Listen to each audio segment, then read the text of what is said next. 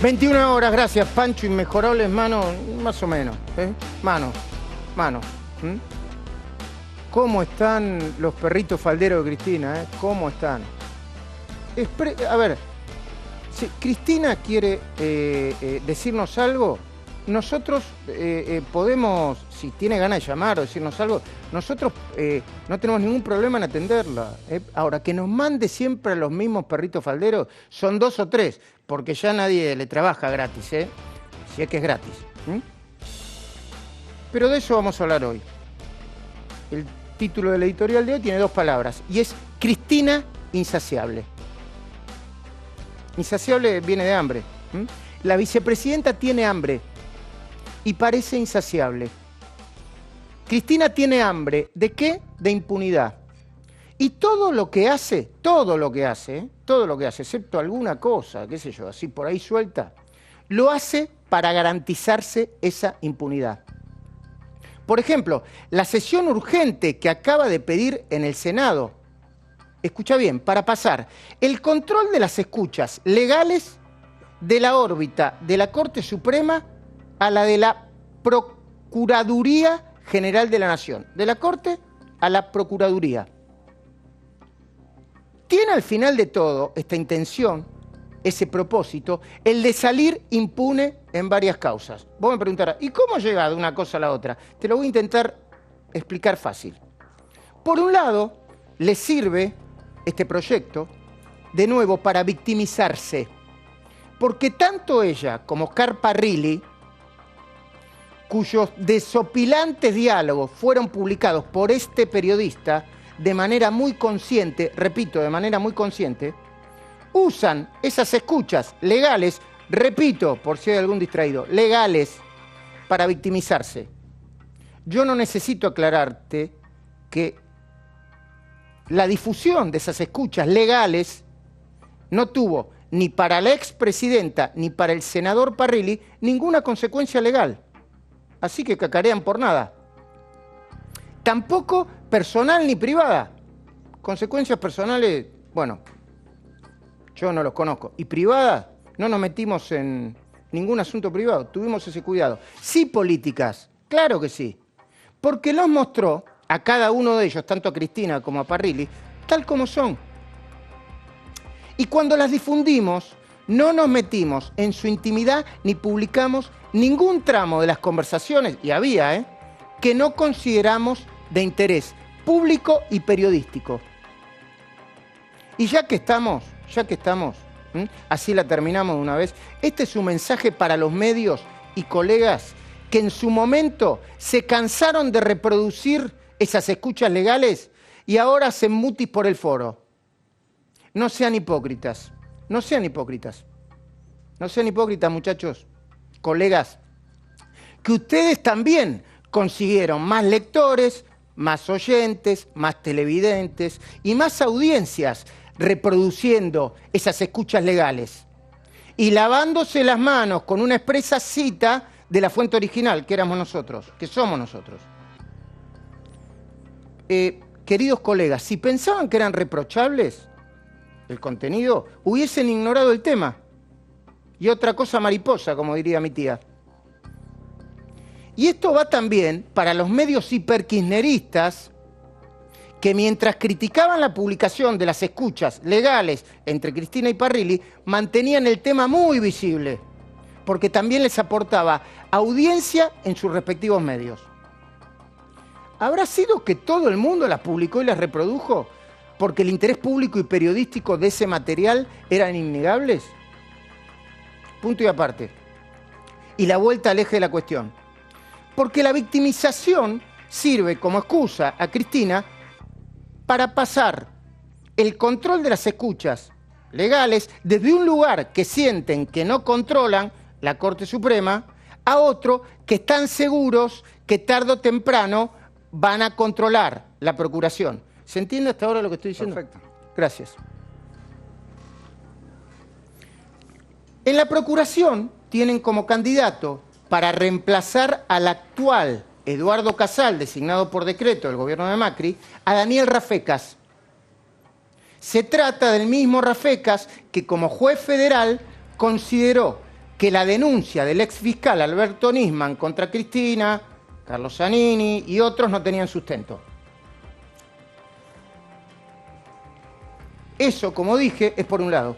Por el otro lado, el ruido alrededor de las escuchas en general, o la toma de líneas de manera legal, les permitiría a quienes continúan procesados en la causa por encubrimiento a partir del memorándum de entendimiento con Irán, insistir en el pedido de anulación de la causa, de desaparición de la causa, poniendo como argumento que las escuchas en esa causa, el memorándum de entendimiento, fueron amañadas. Si hay amañada una prueba, se cae el juicio. Vamos de nuevo. Quieren pulverizar la causa en la que están procesados. Cristina, Zanini, Parrilli, D'Elia, Fernando Esteche y muchos otros más. En el llamado a sesión urgente de Cristina al Senado también quieren imponer la aprobación del decreto de necesidad de urgencia que le otorgan al jefe de gabinete, Santiago Cafiero. Es decir, la posibilidad de hacer con los recursos de la emergencia por la pandemia prácticamente lo que se le dé la gana. Con independencia de la personalidad de Cafiero, a quien no considero un insaciable, digo porque el título de mi editorial es Cristina Insaciable, a los senadores de la oposición, nucleados en Juntos por el Cambio, les parece un despropósito. Acá está Fernando Iglesias, se lo voy a preguntar, seguramente también le va a parecer un despropósito. ¿Y por qué? Porque rompería con el acuerdo no escrito de discutir solo los proyectos urgentes vinculados con el COVID-19 que hicieron con todo el Senado. Y como si esto fuera poco, acaba de ingresar al Senado un proyecto de Adolfo Rodríguez Sá. Lo vamos a hablar enseguida con Fernando Iglesias, con Silvina Martínez, con Hugo Machiavelli. Rodríguez Sá, porque acá somos memoria corta, ¿eh? Adolfo Rodríguez Sá, otro hiperkirchnerista furioso. Ahora es un hiperkirchnerista furioso, sí, exponencialmente, hiperkirchnerista furioso, el primero, que fue en algún momento de su dilatada vida política un antikirchnerista recontra furioso. No uno del montón, ¿eh? El primer antikirchnerista. ¿Qué memoria corta que tienen algunos peronistas? ¿Y qué memoria corta tenemos nosotros como sociedad, eh? Hay que hacer una autocrítica también, ¿eh? Los tipos dicen cualquier cosa, en cualquier momento, en cualquier lugar, y además van cambiando. No es pragmatismo eso es una vergüenza. Escuchá el proyecto que acaba de entrar de Adolfo Rodríguez Sá en el Senado, porque es muy importante. El proyecto pretende ampliar el número de miembros de la Corte Suprema de Justicia. Bueno, de nuevo, primero pensemos juntos. ¿Para qué Cristina querría una ampliación de la Corte? Bueno, porque ella sabe que es muy difícil que con esta composición de la Corte logre borrar o sacarse de encima una por una las causas por corrupción que la siguen atormentando. Esta Corte no le sirve. No le sirve. Necesita ampliarla, diluirla. Y las causas, si no cambia la Corte, entre otras cosas, van a seguir atormentándola durante mucho tiempo. ¿Y cómo lo sabe Cristina? ¿Cómo lo sabe? No hay que subestimarla, ¿eh? A pesar de que me manda perritos farleros y eso puede demostrar desesperación, no hay que subestimarla. Porque ya probó cómo reaccionan cada uno de sus miembros en la Corte al haber pedido una declaración de certeza para que el Senado pueda sesionar de manera virtual, ¿me entendés?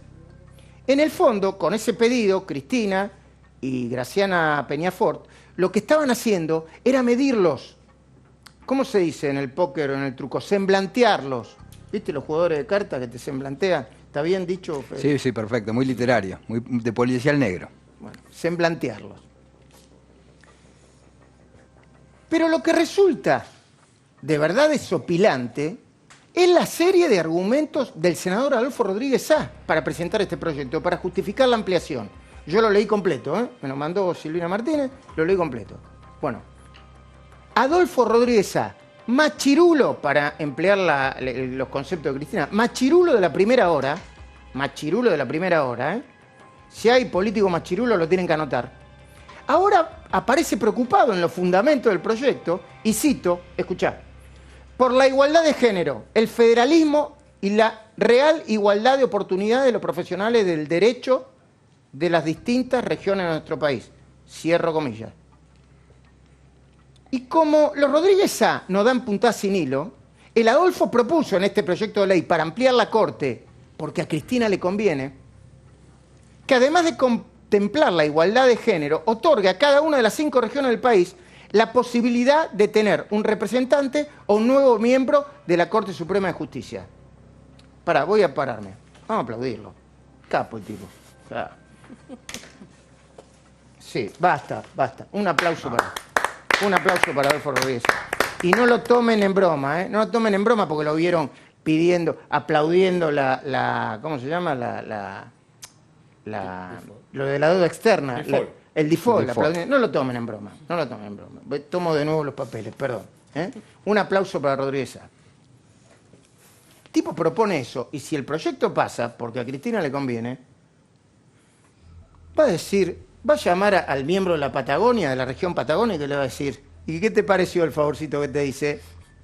Uno en la región patagónica, otro en la región de Cuyo, otro en la región centro, otro en la región norte y otro más en la región Buenos Aires. O sea, los Rodríguez A fuman debajo del agua, como diría Guillermo Coppola. Saben tanto sobre los asuntos del poder que hace más de 37 años que gobiernan la provincia, alternativamente, ¿no? Excepto un interregno en el que se la alquilaron, creo, a Claudio Poggi y después se la quitaron de nuevo. Mira, esto es un alquiler. ¿Qué quiero decir con esto? Que no creo que el Adolfo se haya cortado solo. Que es muy probable que haya consultado con Cristina antes de presentarse o de presentar semejante proyecto. Y también es posible que si no la consultó, si no está consensuado con Cristina, desde el primer hasta el último punto, que yo creo que sí, deduzco que sí, bien lo podrían usar como punta de lanza para empezar a discutir otro proyecto de ampliación. O sea, te ganan por cansancio, te empiezan a presentar un tsunami de proyectos y ampliación de la Corte. Siempre pensando en la ampliación de la Corte que a Cristina no le satisface y que según Alberto Fernández, hasta hace 5 minutos, andá a saber qué es lo que piensa en los próximos 5 minutos, él no quería ampliar. Pero repito, sabe Cristina que esta Corte no le va a permitir alcanzar uno de los puntos básicos de su impunidad, que es que cuando llegue a la Corte se anulen los juicios. Y si tu pregunta, de nuevo, es ¿por qué Cristina en el medio de la pandemia hace esto ahora? No tiene sentido. La respuesta es porque Cristina quiere hacer polvo sus causas, sus trámites, los juicios, hoy, en este momento, en el medio de una pandemia que nos tiene a todos pendientes de la vida y de la muerte. De hecho, yo ahora voy a hablar con Guadalupe porque tiene información de último momento sobre lo que charlaron Alberto Fernández y Horacio Rodríguez Larreta. O sea, en el medio de tanta preocupación por nuestras vidas, ¿sabés cómo pasa esto? Entonces, este es el ahora o nunca de Cristina. Porque quiere salir de este desbarajuste ahora que puede imponer sin demasiada resistencia por parte de la opinión pública sus caprichos o sus proyectos, y de paso puede evitar en el futuro una presunta condena. A ver, porque mañana, pasado mañana, qué sé yo, el año que viene, cuando el poder pueda cambiar de mano, o no sé, nadie lo sabe, Juntos por el Cambio puede ganar la legislativa. No, hoy nadie lo sabe eso, ¿no? Y ella se quede sin capacidad para modificar nada, ya no va a tener semejante chance. Es por eso que Cristina parece insaciable. Por eso no le alcanza nada de lo que viene haciendo hasta ahora. Está muy apurada. Y yo tengo un elemento, ¿cómo se llama esto? Una medición de su apuro. Cuando está muy desesperada, Cristina le empieza a mandar sus perritos falderos a los periodistas. Hoy me mandó 2 de nuevo. Como diría Miss Bolivia, ¿no? A la gilada ni cabida, no. A los perritos falderos de Cristina, ni cabida. Información de último momento. ¿Qué pasó en la reunión entre Alberto Fernández y Horacio Rodríguez Larreta? Guadalupe, contame. Ahora, Bueno, claramente tomaron nota del impacto psicológico que está teniendo la cuarentena sobre la gente, por lo tanto fueron con un consejo multidisciplinario que incluye gente especialista en infancia y en adolescencia, tendiente a ampliar las medidas que tienen que ver, como por ejemplo las salidas los fines de semana, generar espacios de comunicación y de juego con los niños y con los adolescentes, y de contención también a la gente que lleva a cabo tareas de cuidados, que ya les llegaron cifras de que hay mucha gente desbordada por el cumplimiento de las tareas escolares, trabajar desde la casa, no poder salir. Están tomando en cuenta todo eso, elaborando un plan que va a flexibilizar la cuarentena con ese tipo de medidas. A ver, además, ¿se podría decir que desde el punto de vista político... Fernando, buenas noches, gracias por venir. ¿Cómo te va? Bien, ¿se podría decir que desde el punto de vista político... Está Diego Valenzuela, en un ratito hablamos de esto también, ¿no? Precisamente. ¿Se podría decir que desde el punto de vista político Horacio Rodríguez Larreta, por la presión que hay en la ciudad, pero no la presión de los lobbies, la presión de los ciudadanos, de la vida real de los ciudadanos, un poco se está plantando? Sí, efectivamente. Él tomó nota de estas demandas del tema de la angustia, vio que lo perjudicó a Alberto Fernández haber dicho que no le importaba la angustia de la gente, y entonces convocó ya en la semana a todo este equipo multidisciplinario y se van a reunir periódicamente. Están también avanzando en el protocolo para la vuelta a clases, no ahora obviamente, pero ya lo están armando, tendiente a darles a los chicos y a los adolescentes una visión del día después para bajar el nivel de angustia. Alberto Fernández estuvo de acuerdo con estas medidas de flexibilización, lo que sí hizo mucho énfasis en avanzar con mucha precaución. A ver, te compartimos información sobre la que tengo yo. Se va a anticipar, parece, el anuncio. Dicen que si pueden, se va a anticipar para mañana el anuncio. Sí, sí, confirmado mañana a última hora. A última hora. Bueno, segundo, yo creo que el presidente habrá tomado nota, primero, de la reacción que genera cada cosa que dice en el medio de los anuncios. Porque, a ver, y esto es importante. Si alguien toma nota del gobierno, que tome nota, porque yo no expreso a toda la gente, pero seguramente, como pregunto y escucho, de alguna manera tenemos una ida y vuelta. Eso de la cuarentena va a durar hasta que a mí se me ocurra, yo creo que lo tiene que sacar del léxico. Sí. No soy asesor de nadie, pero le sugiero que no. Esa idea de o estás con la cuarentena y sos la vida, o querés flexibilizar la cuarentena y sos la muerte, ya no va más. O sea, ya no. El último que lo ensayó fue hace minutos. ¿Me ponen ese tuit que borró el ministro de Salud de la provincia de Buenos Aires, Diego Goyán, por favor? Con un tuit que subió a su cuenta de Twitter y alguien se lo mandó a borrar. Porque lo borró. O fue Axel Kicillof, el gobernador, o fue el presidente, o fue alguien con determinado sentido común que le dijo, che, ministro de Salud, vos sos el ministro de Salud. No, no sos candidato a nada. Mirá lo que acaba de borrar Goyán.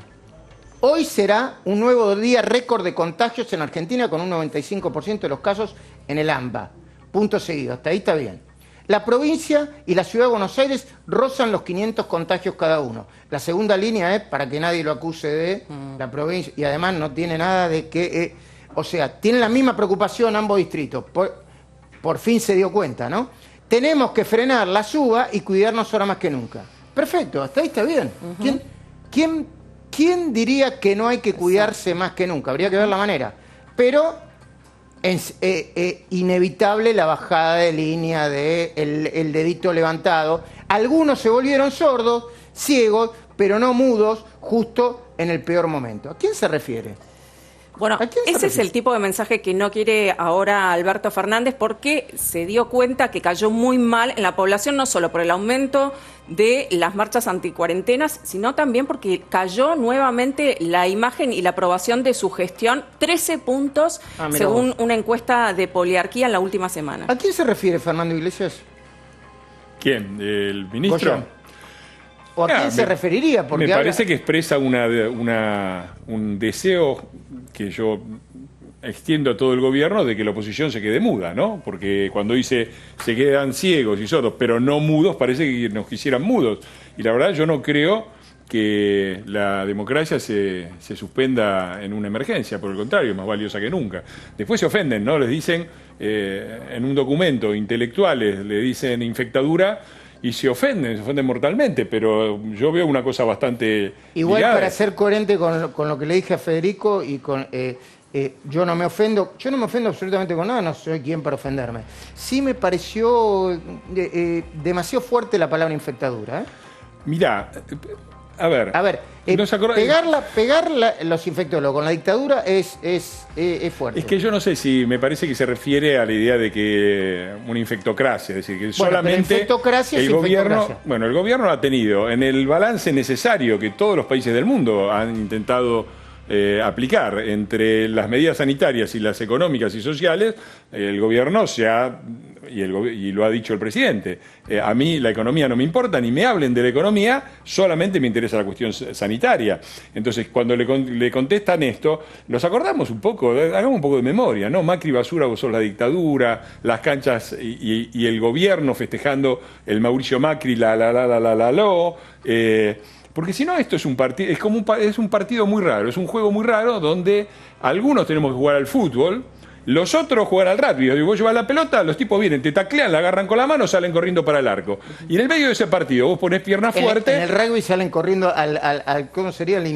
No sé, al ingol. Al ingol. Bueno, ellos salen corriendo para el arco porque el reglamento que vale es el de fútbol. Se supone que la Constitución es un reglamento de fútbol, ¿no? Ahora ellos juegan al rugby, la agarran con la mano, te pasan por arriba, hacen cualquiera. Ahora, si vos en el partido ponés pierna fuerte y alguno que no es de la oposición o que son, digamos, intelectuales, periodistas, dice infectadura, terrible. Digo, ¿le dijeron mafioso o no le dijeron? A ver, Solá, ¿no le dijo mafioso a Aníbal Fernández? ¿No dijo Solá y Arroyo en un video diciendo la opción en la provincia es droga sí, droga no? Y hablaba de Aníbal Fernández. Sí, y después cuando fue Aníbal Fernández hasta a ahí Río no Turbio, llegaba con la memoria, lo felicitó. Te felicito, Aníbal, por tu designación. Entonces, entre ellos se pueden decir cualquier cosa, pueden jugar al rugby. Pero nos comemos al caníbal.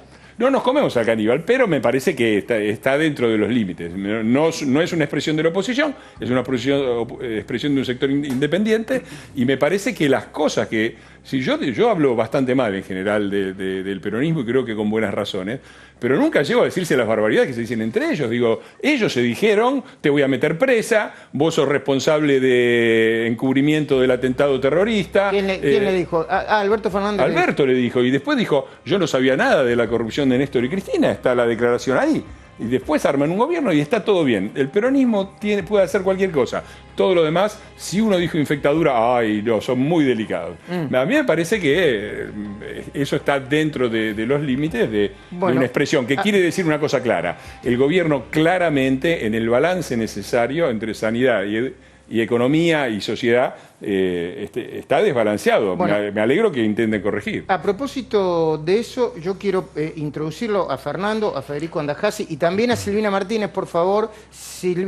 Cuando esté, por favor, la conectan cuando puedan. Entonces, cuando la conectemos a Silvina, nos metemos en este tema. Pero el título sería, o el concepto sería, ¿hay muertos más importantes que otros? Porque ya hay muertos y víctimas, heridos, ¿no?, de la cuarentena por ataques brutales y agresiones policiales. No es todo el país, pero elegí la provincia, tampoco la que más te guste. Tucumán, Santiago del Estero, San Luis, Tucumán, Chaco. Silvina Martínez tiene una lista hecha de los muertos y de los heridos. Ahora, verdaderamente, habría que reclamarle como sociedad, ya no desde el punto de vista de la grieta o no, al secretario de Derechos Humanos, a una parte del gobierno. Parece que el presidente tuiteó y les dijo, bueno, a la ministra de Seguridad, que tomen cartas en el asunto y que reclamen con la misma energía que reclamaron por Maldonado o por los muertos que pueden ser considerados víctimas entrañables, porque no puede tener camiseta partidaria los muertos ni los heridos. Pero está ya entonces el ex gobernador de Mendoza y diputado nacional Alfredo Cornejo, que también estaba muy preocupado por esto. Alfredo Cornejo, buenas noches. Ah, está Silvina. Bueno, entonces yo los pido, ustedes van rápidamente y me dicen. Entonces, Silvina Martínez, buenas noches. ¿Me mostrás la lista que tenías armada, recordatoria de las últimas víctimas de la pandemia? De la cuarentena. Luis, ¿cómo andás? Sí, son algunos, en realidad, algunos de los que pudimos recolectar. Yo te comento, Franco Maranguelo fue encontrado, estaba en la puerta de su domicilio, fue detenido por violar la cuarentena, fue muerto en su celda. Florencia Magali Morales, el caso de San Luis, donde también apareció ahorcada en su celda. Perdón, si en algún momento, discúlpame, si en algún momento tenemos las fotos de alguno de ellos para ilustrar, sería bueno ponerlas. Y si no, ustedes márquenme el camino, chicos. No importa que seamos desprolijos, lo que importa es el contenido. Dale, Silvina. Luis Espinosa, también el caso que conocemos de Tucumán, asesinado por la policía. Todos estos son casos de asesinados o gravemente heridos por violar la cuarentena, ¿no? No estamos hablando de personas, nunca se justifica la muerte de nadie, claramente, pero no estamos hablando de delincuentes, estamos hablando de personas que violaron presuntamente la cuarentena y fueron asesinados en una brutal represión policial. Discúlpame, a ver, yo tengo... ¿Es esa foto de quién es esa foto que estamos viendo? José Adrián Mercado. De Sebastián Britos, en La Pampa, salió a comprar pan y fue brutalmente, herido por la policía. Y ahora, Luciano ese es Espinosa, ese es Espinosa, el que estamos viendo ahora. Luis Espinosa. Luis Espinosa en Tucumán, el que lo bajaron del caballo y lo mataron de un tiro en el pecho. Perdón, lo intentaron hacer desaparecer. A ver, lo intentaron hacer desaparecer, lo tiraron por un barranco. Lo encontraron 10 días después y hay 10, creo que son 8 o 9 policías detenidos por eso, ¿no? Lo encontró la familia, además. No la policía, sino la familia. Mirá vos. Claro. Te cuento otro caso, Luciano González de Bahía Blanca. También salió a pasear al perro y terminó brutalmente golpeado por la policía. En muchos de estos casos, con graves heridas, hasta pérdida de la visión, desprendimiento de retina, además de los brutales golpes. Rodrigo Pérez en Caleta Olivia. ¿Qué es esto? ¿Qué es este video? Perdónme porque... El camionero. Pero, ¿qué es este video? Producción... Este es terrible, este es un caso de General Madariaga, donde fue brutalmente golpeado por la policía. ¿Sabés por qué? Se había equivocado del permiso para circular, fue justo en el día de cambio. Llegó el permiso viejo, fue a cargar nafta con su esposa, la policía lo para, le dice que tiene el permiso nuevo en la casa, que se confundió del permiso, y termina así, brutalmente golpeado por la policía en la puerta de su casa cuando va a buscar el permiso nuevo. La mujer es la que filma este video y él termina con desprendimiento de retina. Es gravísimo. Y ahí se ve bien cómo lo golpean por no tener el permiso adecuado. O sea, es una locura de lo que estamos hablando.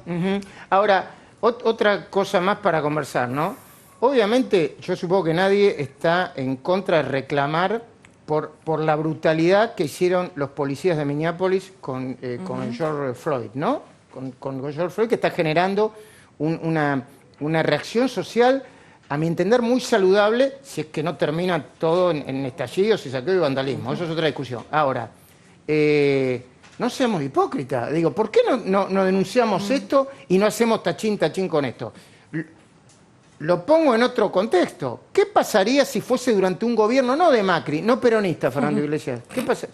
Bueno, me parece que a eso se referían con la expresión. Hay todo un régimen represivo completamente ilegal y desmadrado, al que parecen... Yo escuché la declaración del presidente, me parece insuficiente. Dice, esta es una de las deudas de la democracia. No, la verdad que no es una de las deudas de la democracia que a una persona la hagan desaparecer, la maten y la tiren en un barranco. Es una consecuencia de una locura con respecto a la aplicación de la cuarentena, completamente injustificable, completamente dictatorial, y de la que se tiene que hacer cargo el gobierno, ¿no? Porque, a ver, y no quiero poner los dos casos, porque el caso de Maldonado no tiene nada que ver con el de Espinosa. Exactamente. En el caso, Maldonado no fue asesinado, ni hubo una desaparición forzada, ni nada. Ahora, estuvieron escandalizados durante meses tratando y haciendo campaña con esto. Lo de Espinosa ya está, ya pasó, es una deuda de la democracia. No, presidente, es una deuda de su gobierno y de sus gobernadores. Háganse cargo porque son ustedes los responsables. No es una deuda de todos los ciudadanos. No, creo que somos muchos una absoluta mayoría del país, o por no decir todo el país, se opone y reivindicamos el famoso consenso alfonsinista. Ahora que se quieren apropiar de la figura de Alfonsín, por lo menos respeten lo básico, la violencia política no, las desapariciones forzadas y los asesinatos por parte de las fuerzas policiales tampoco, y hay una responsabilidad política que es suya y de su gobierno. Silvina, antes de despedirte, estuviste escuchando el editorial titulado Cristina Insaciable y las movidas de la expresidenta y vicepresidenta para tratar de lograr impunidad. Ahora ella misma desde el Senado, ¿no? Como si tuviera una especie de obsesión personal y utilizar todos los instrumentos que tiene a su alcance para lograr lo único que quiere, que es impunidad. Sí, claramente. A ver, el proyecto que comentaste hoy de ampliar los miembros de la Corte tiene que ver con esto que juegan muchas veces del policía bueno y el policía malo, ¿no? Alberto manifiesta que él no quiere presentar o que no tiene intenciones de modificar la Corte, con lo cual su proyecto no trataría esta modificación, y siempre viene un paracaidista, alguien del mismo Frente de Todos, que mete este proyecto. Un tema importante, no solamente plantea la ampliación en número por cuestión de género y por cuestión de territorialidad, ¿no? De esto que vos bien marcaste, sino también de especialidad, algo que se había hablado. Claramente los nombres para ocupar estos cargos restantes ya están manejándose, y lo que se trata es de instalar una reforma que en este caso sería de una ley, con lo cual no tendrían que tener la mayoría agravada, y sería dramático que tengamos esta modificación por un tema claramente de impunidad de Cristina. Gracias, Silvina. ¿Volvemos en cualquier momento o nos vemos mañana, que es jueves, ¿no? Yo a veces me pierdo por los días. Nos vemos mañana jueves, ¿sí? ¿Me querías decir, Fernando Iglesias? Sí, la semana pasada varios diputados de la oposición hicimos una denuncia penal contra el titular de la Oficina Anticorrupción porque retiró a la Oficina Anticorrupción de la causa por los hoteles, que es en la que están más directamente comprometidas. Es una causa menor, pero donde dejaron todos los dedos pegados. El titular de la Oficina Anticorrupción, Kraus, retiró la causa y nosotros lo denunciamos. Ayer nada más, ampliamos la denuncia diciendo que esto no era una cosa aislada, sino que formaba parte de un plan sistemático de impunidad que incluía la designación de Zanini, de Parrilli y de toda una serie de gente que además tienen causas pendientes.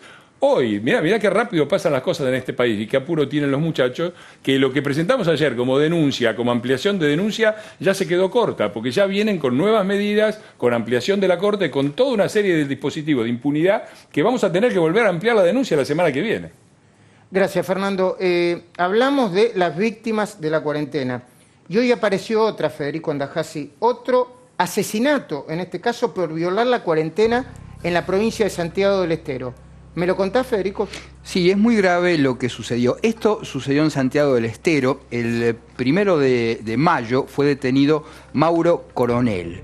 La red de organizaciones contra la violencia institucional denunció que fue muerto a causa del accionar de la policía en la comisaría 10ª, donde se lo llevó al hospital regional. Hubo un comunicado de esta misma asociación que dice: falleció por paro cardiorrespiratorio debido a una falla multiorgánica que tenía múltiples traumatismos que le produjeron hematomas y una infección generalizada. Decía, a simple vista se observa su cuerpo lleno de moretones en la cabeza, los brazos, el abdomen y las piernas. Bueno, murió en el Hospital Carrillo el 5 de mayo.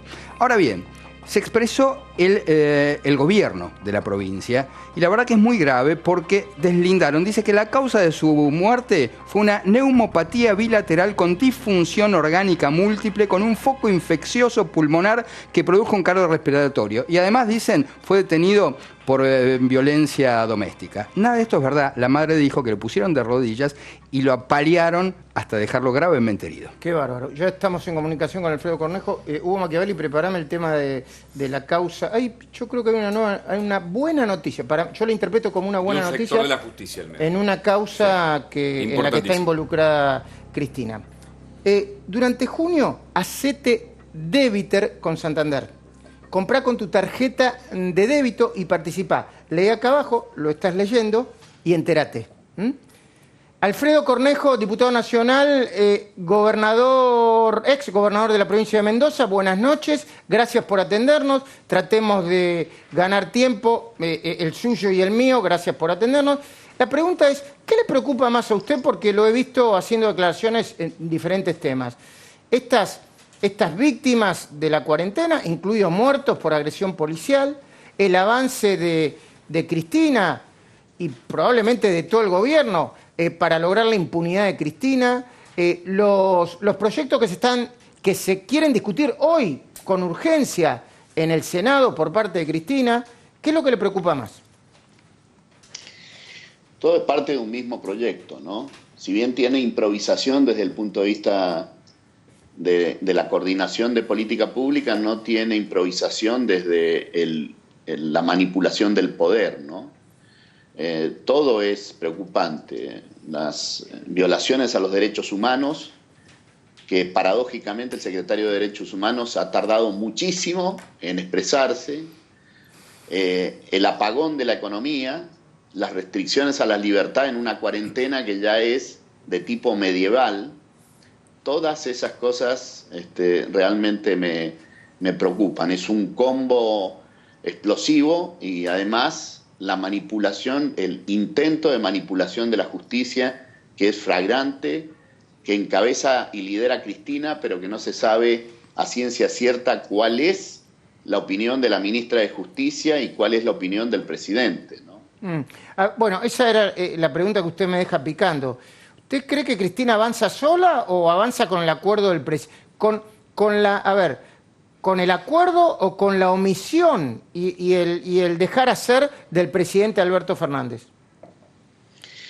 Mire, al peronismo gobernante hay que mirarlo por los hechos más que por las declaraciones. Hay una estrategia de policía bueno y policía malo.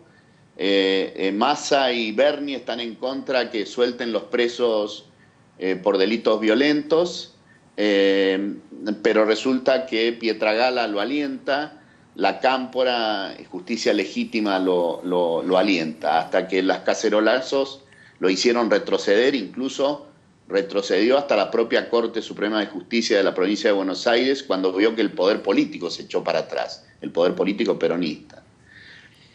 Hay una estrategia de policía bueno, policía malo, que no queda muy claro cuál es la posición de Alberto, pero si uno ve los hechos, y me parece que allí es donde tenemos que poner foco, si uno ve los hechos, avanza Cristina sustantivamente, ¿no? Avanza todo el tiempo. Vallejos, por ejemplo, que todos la tomamos, sí. La tomamos en broma a Vallejo. No se van a quedar con las empresas. Y Alberto desmiente esas declaraciones sin mencionarla a ella, ¿no?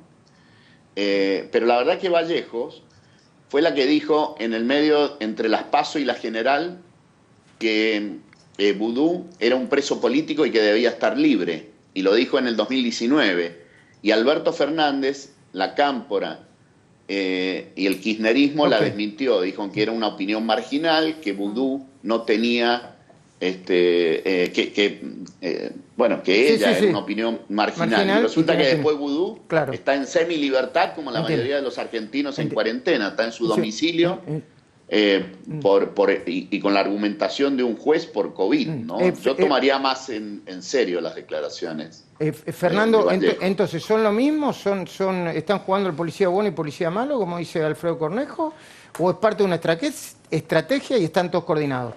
Alberto es lo que es. Alberto no ha sido en su historia otra cosa que un operador político, no una persona que acumulaba poder político para él, sino alguien que operaba para alguien que tenía el poder político. Fue el superintendente de seguros de Menem, después estuvo con Cavallo, después estuvo con Néstor, después estuvo con Cristina, después se peleó con Cristina, se puso anticristinista, hizo críticas muy fuertes, ¿no?, a Cristina y al propio Kicillof, al que responsabilizaba de la crisis económica.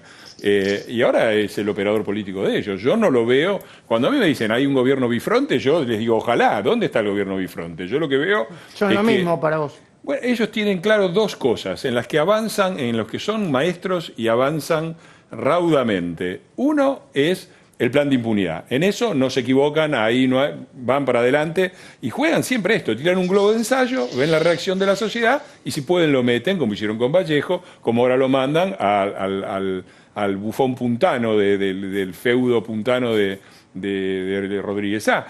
Y lo mismo sucede en toda. Ellos hacen bien dos cosas. La impunidad y el discurso. El discurso también son fantásticos. Si hay default, la culpa es de Macri. Si hay recesión, la culpa es de la pandemia. Y si ahora llega a haber muertos o aumentan los muertos, la culpa es de los anticuarentenas.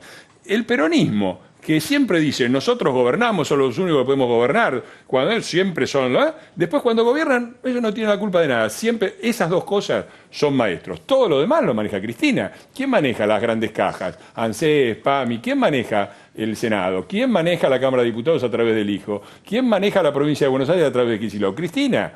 Entonces me parece que es muy ingenuo pensar que hay un poder bifronte. No hay ningún poder bifronte. Es el poder de Cristina y con un operador político que juega, como bien dice Alfredo, un poco el rol del policía bueno, cuando es muy claro que van en los temas centrales para ellos, van para adelante directamente. Fernando Iglesias, antes de empezar el programa, me había dicho que te preocupaba mucho la difusión de las personas de eventualmente grandes patrimonios que compraron dólares. Fue difundido por Horacio Berbisky en su sitio, creo que se llama El Cohete a la Luna. ¿Por qué te preocupa? Bueno, me parece, estamos viendo con mi equipo de presentar también un pedido de informes. ¿De dónde salió esa información? El Banco Central, la AFIP, hay pocas chances. ¿No debería ser pública? No debería ser pública. Esa información no debería ser pública. Por eso yo no voy a mencionar a nadie. Pero déjame mencionar esta contradicción. El kirchnerismo ganó las elecciones con un solo argumento que era la economía, ¿no? Vos decías, no, pero me iría a la infraestructura, con el cemento no se come. Cualquier cosa que decía, la lucha contra el narco, gente que la está pasando mal. Vos podías hablar de energía, de relaciones exteriores, mostrar los muchos logros del gobierno anterior y todo te decían la economía, la economía. Ahora vos le decís, presidente, el otro día un periodista le preguntó, presidente, ¿qué va a pasar con la economía? De economía no hablo.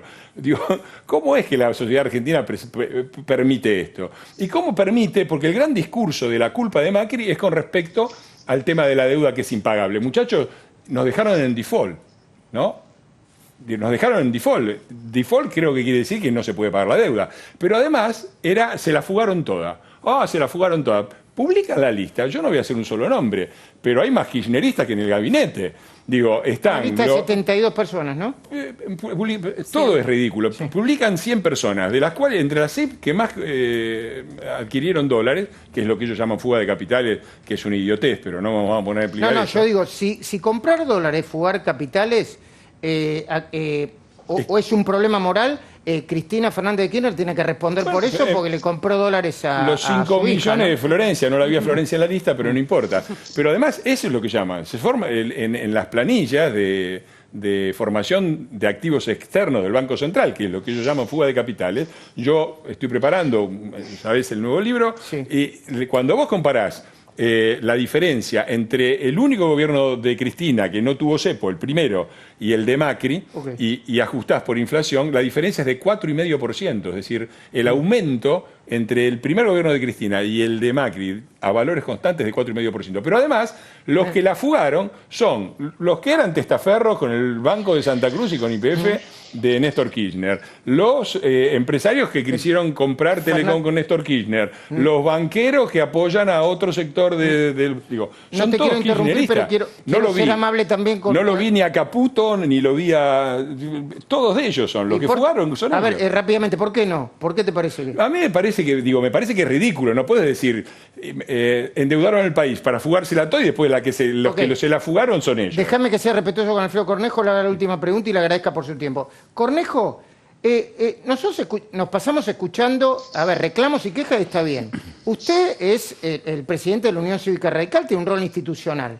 ¿Qué van a hacer para frenar esto si la avanzada es tan enorme? ¿Qué van a hacer desde el punto de vista político? ¿Tienen herramientas? Dígame una o dos, porque genera mucha frustración para el 41% de los argentinos que lo votaron, tanto reclamo legítimo y decir, bueno, pero ¿cómo paramos a esto? ¿Cómo los paramos?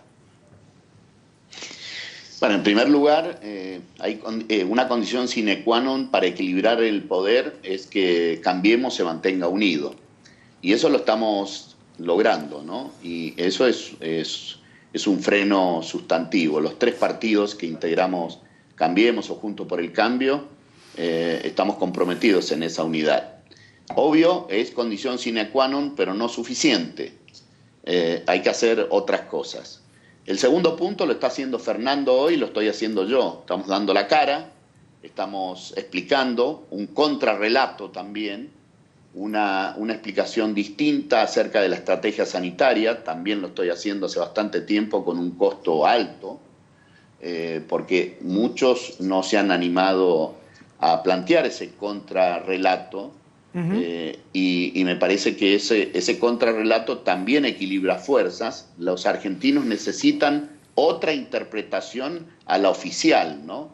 A este acorralamiento al que nos han llevado, que es cuarentena o muerte, ¿no? Es decir, cualquiera que propone una cosa distinta o sugiere hablar de economía es un asesino. Y eso es un gran crimen sobre la deliberación pública, diría Bueno, yo, disputar ¿no? la agenda pública es lo que plantea Cornejo. Exactamente. Y eso no hay que abandonar un milímetro en ese sentido. Y creo que de alguna forma varios de nosotros, y el hecho de mantener unido Cambiemos, es la principal herramienta, no de nosotros, de los argentinos, ¿no? Cornejo, gracias por el tiempo. Disculpa por el poco tiempo. Favor. A todos los que nos conectamos por esta vía le decimos que es un poquito más difícil manejar el tiempo. Ya podemos conectar a Diego Valenzuela, que lo comprometimos para conversar con él. Bueno, Diego Valenzuela es uno de los intendentes que de alguna manera, entiendo yo, está pidiendo flexibilización al gobernador de la provincia de Buenos Aires, Axel Kicillof. Y hay, a ver, en el medio de la pandemia también hay, no política, pero hay cuestiones que tienen que ver con lo que sienten los intendentes de los distritos, qué es lo que está pasando. Entonces, la idea de la mano militar y vamos para acá o vamos para allá, no puede ser. Ayer Quirós, nosotros mismos al ministro de Salud de la ciudad le decíamos, bueno, ¿cómo se siente? Estamos repodridos. Yo sé que decir que estamos repodridos no ayuda a el aislamiento y todas las cosas que hay que cumplir. Pero también se puede tener una disciplina social como la que se tiene en Uruguay, aunque Uruguay no es la ciudad de Buenos Aires, 3 de febrero no es toda la provincia de Buenos Aires, etcétera, etcétera. Quiero hacer esta introducción para decirle a Diego Valenzuela que en segundo volvemos y charlamos un poco del tema, ¿sí? ¿Cómo no? Los Haroldos, Vinos Finos con Ángel, los Haroldos Estate, mucho más de lo que esperás.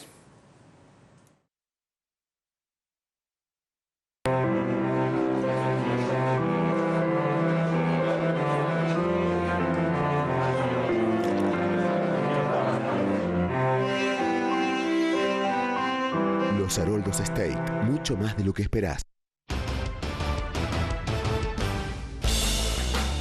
Bueno, veníamos hablando con Guadalupe Vázquez sobre la reunión, las últimas informaciones de la reunión entre Horacio Rodríguez Larreta y Alberto Fernández. Y Horacio Rodríguez Larreta le planteó un protocolo de flexibilización para la ciudad, pero en muchas ciudades de la provincia también están reclamándole al gobernador algo parecido dentro de su realidad. Diego, te veo y te escucho. Hola Luis, buenas noches. Nosotros ya entendemos el gobernador de contagios que está teniendo, pero también con la responsabilidad de ser 135 intendentes electos por el voto popular, le pedimos un poquito de confianza en el criterio de los intendentes, que tenemos en cuenta lo epidemiológico, la salud, pero también el equilibrio con lo social, con lo laboral. Hemos hecho algunas propuestas, van rápido y se responden las de industria, pero las de comercio de cercanía no, y creemos que esto no agrega gente, no concentra gente, porque en definitiva es la misma gente que está en un centro comercial caminando y que va al almacén, a la carnicería o a la farmacia. A ver, Diego, si vos tuvieses que plantear para tu distrito algunas cosas que hay que cambiar ya mismo sin aparente riesgo de contagio, ¿cuáles serían? Bueno, primero te pongo un ejemplo de cuando el criterio de los intendentes primó y fue adecuado. Vos recordás hace muchas semanas del comienzo de la cuarentena, los intendentes de la provincia de Buenos Aires decidieron por motus propio limitar la circulación y los accesos a sus pueblos y a sus ciudades. Y tuvieron razón. Y el gobernador no estuvo de acuerdo en ese momento. Pero eso frenó la llegada del virus a muchos municipios del interior de la provincia. Lo mismo hoy estamos diciendo para algunas actividades de cercanía. Ya nos avisó el gobernador y su equipo que va a decir que no a gimnasio, a peluquería por el contacto, a la construcción privada. Son algunas cosas que hemos pedido, todo con protocolos. Así que el resto de los rubros, que son los comercios de cercanía, un bazar, una bicicletería, la mercería, toda gente que necesita laburar y que además ve con mucha impotencia, Luis, que sus productos se venden en los hiper y supermercados. Así que esto creo que es algo que podríamos resolver con mucho criterio entre todos. Perdón, por otra parte, hipermercados y supermercados donde los protocolos, por lo menos los que yo veo en la ciudad, se cumplen a rajatabla, ¿no, Diego Valenzuela? Así es, especialmente en esos lugares como en las industrias hay protocolos muy claros y claramente todo de acá en adelante lo vamos a tener que hacer durante mucho tiempo, con el tapabocas, con la distancia social, con los recaudos pertinentes, pero claramente no podemos apagar la economía durante todo el año y creo que lo podemos hacer compatible con la salud. De hecho, nosotros cuando planteamos algo de este tipo, que no es cortarnos, no es una autonomía total, es un diálogo, un ida y vuelta entre los dos niveles de gobierno, lo que decimos es, si hubiera contagios estamos dispuestos, por supuesto, a rever cualquier apertura que hagamos. Diego Valenzuela, gracias por el tiempo y gracias por comprender. Bueno, sos un colega, todavía te queda esa dinámica, esa fibra, que el tiempo es corto en esta manera de comunicación. Gracias por atendernos. Un abrazo, Luis, gracias a vos. Igualmente. Fernando Iglesias, vos vas un poco más allá con el tema de la cuarentena. Yo te escuché decir que o se equivocaron al principio o se están equivocando ahora. Mirá, para empezar está claro que cometieron toda una serie de errores. A ver, la cuarentena primaria, la decir vamos a la cuarentena, eso mirá, si vos temprana dejás que, es correcta. Sí, si vos dejás que avance el cáncer, aplicar una quimioterapia fuerte es correcto. Ahora tiene daños. Si vos no controlaste Seiza, no compraste respiradores cuando se podían comprar, no compraste test, no testeaste... ¿Pero no lo hicieron precisamente para ganar tiempo? A ver, primero se podía haber testeado, hacía rato que se venía hablando de esto. Hubo provincias, una fue Mendoza, otra fue Jujuy, casualmente gobernadas por Juntos por el Cambio, que compraron respiradores. ¿Qué hizo el gobierno? Puso a Ginés García, que se pasó 2 meses gritando por los pasillos, salud es ministerio, y decía, no, tranquilos porque acá no llega. Yo te voy a hacer de abogado del diablo, ¿eh? Dicen, bueno, ahora tenemos los respiradores, hay que testear. Tendrían que haber testeado antes de meternos en la cuarentena. Porque pero eran más caros los test o no. La cuarentena es un recurso escaso. Como la quimioterapia. Vos no podés agarrar a un paciente y darle quimioterapia todos los días. ¿Qué son malos médicos? ¿Por qué le dan una por semana o cada 15 días? Porque es un remedio peligroso. La cuarentena es lo mismo, la tenés que dosificar. Si no somos todos médicos, voy yo, dale el doble de la dosis de quimioterapia, soy un médico bárbaro. Entonces, ellos no hicieron lo que había que hacer antes. Durante la cuarentena tengo serias dudas de lo que hicieron, porque, por ejemplo, para festejar, y yo festejo también el hallazgo de estos test que salen tan baratos y qué sé yo, para festejar somos todos buenos, para el relato somos todos buenos. Ahora, ¿dónde están los test?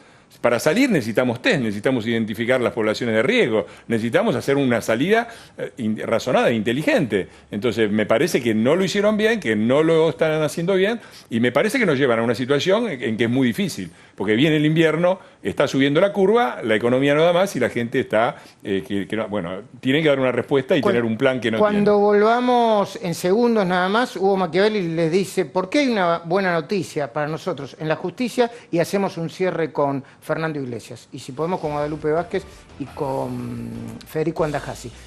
Hay que apurarse porque está llegando Willy Cohen, ¿eh? Atención, Hugo Machiavelli, ¿qué causa se pide reactivar? ¿Contra quiénes y quiénes? Contanos. Luis, es muy importante, tal vez sea la causa que más preocupa a Cristina Fernández, la primera en la que se sentó en un juicio oral, la causa por vialidad y obra pública. Los jueces Gorini, Basso y Uriburu le piden al Consejo de la Magistratura que aplique la tecnología para el juicio oral. ¿Sabes qué dijo Alberto Lugones, el presidente del Consejo? Que antes hay otro juicio. Sin embargo, el fiscal Diego Luciani lo pidió a principios de mayo. ¿Sabés qué dice Lugones del Consejo de la Magistratura? No, hay que primar aquellos juicios en donde hay narcos detenidos y otras personas presas. Sin embargo, los fiscales, el fiscal y los jueces se entienden que el valor institucional del juicio por la obra pública tiene urgencia por encima de otros. Gracias, Hugo. Y el fiscal Diego Luciani, yo no lo conozco personalmente, pero lo veo que hace lo que tiene que hacer, ¿eh? No importa, esto es lo que tiene que hacer, no importa el apellido ni el nombre. Unos segundos para cerrar este programa, Fernando Iglesias, dale. No, me asombra la conexión, ¿no? La obra pública. Yo me puse a hacer la cuenta, Luchemos por la Vida, qué cantidad de muertos hubo en accidentes viales durante el periodo de Cambiemos y el del kirchnerismo.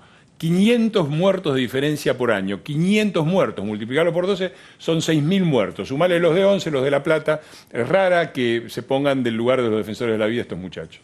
Gracias, Fernando Iglesias. Gracias a todos. Quédense viendo al señor Willy Cohen con programón que tiene. Me pasaron la rutina del programa. Imperdible. Somos nosotros se llama su programa. Y empieza así.